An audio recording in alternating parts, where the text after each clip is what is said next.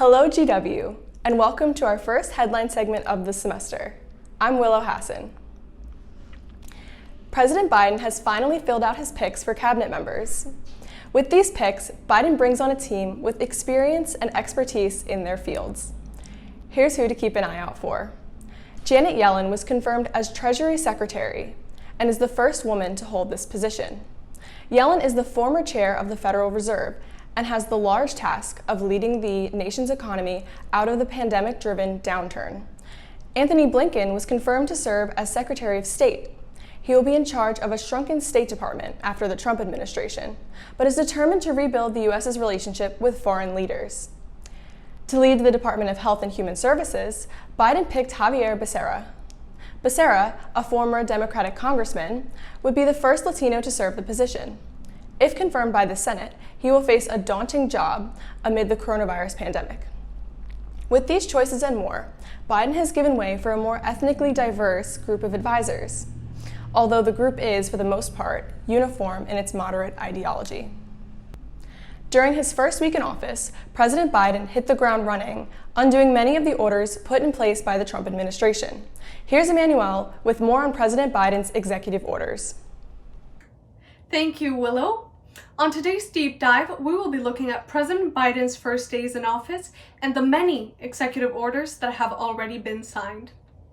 This new administration did not wait to start implementing change.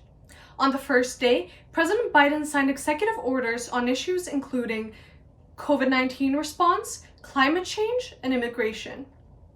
To better fight the pandemic, President Biden both revived the National Security Council Directorate for Global Health Security and Biodefense and selected Jeffrey Zients, the former head of President Obama's National Economic Council, to handle COVID-19 response.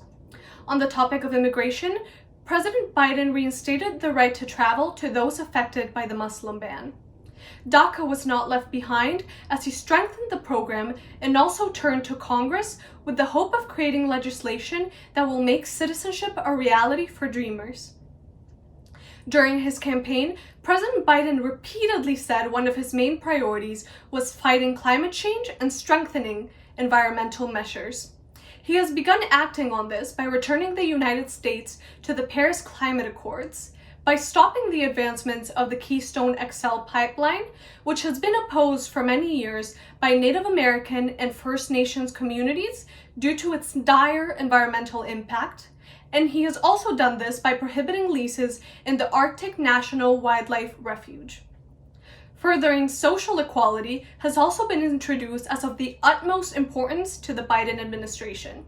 The president's executive orders furthered this goal by terminating President Trump's 76 Commission, which experts say diminished the degree of human suffering and tragedy that slavery caused on the United States and the world. He also introduced former United Nations Ambassador and National Security Advisor Susan Rice as the head of the Domestic Policy Council. She has been tasked with ensuring that agencies remove the systemic obstacles that prevent true equity in the workplace.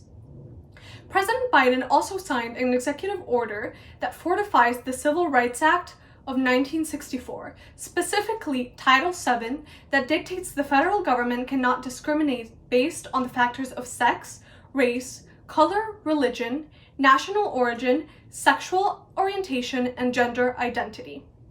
If anything is certain, is that the first 90 days of the Biden administration are going to be full of crucial, decisive decisions that will dictate the path of the next 4 years. This is Emmanuelle Dyer. Back to you, Willow. Thanks, Emmanuelle. While Joe Biden may be the current president, the Senate will soon have another impeachment trial for former President Donald Trump. On January 13th, just 1 week after the attack on the Capitol, the House voted to impeach President Trump for incitement of insurrection. All Democratic members of the House were joined by 10 Republicans to support the measure. The trial is expected to begin the week of February 8th, and Vermont Senator Patrick Leahy will be the presiding officer. An effort to declare the trial unconstitutional was declared by Senator Rand Paul of Kentucky, and it was defeated by a vote of 55 to 45. This week, The Senate has been debating whether or not to get rid of the filibuster. As a political tactic of obstruction, the filibuster traditionally requires a supermajority of 60 votes to advance any measure instead of a simple majority of 51. Although used by both political parties, this tactic has historically favored conservatives. Newly inaugurated President Biden was relatively silent when Senate Democrats clamored to kill the filibuster. Much to the relief of Senate Republican leader Mitch McConnell, without the support of the president, progress on eliminating the filibuster is potentially waning. A coronavirus variant originally identified in South Africa, which could potentially be more resistant to current vaccines and antibodies, has now been confirmed in South Carolina. A different variant, originating in the United Kingdom, has now been confirmed in 60 countries, including the United States.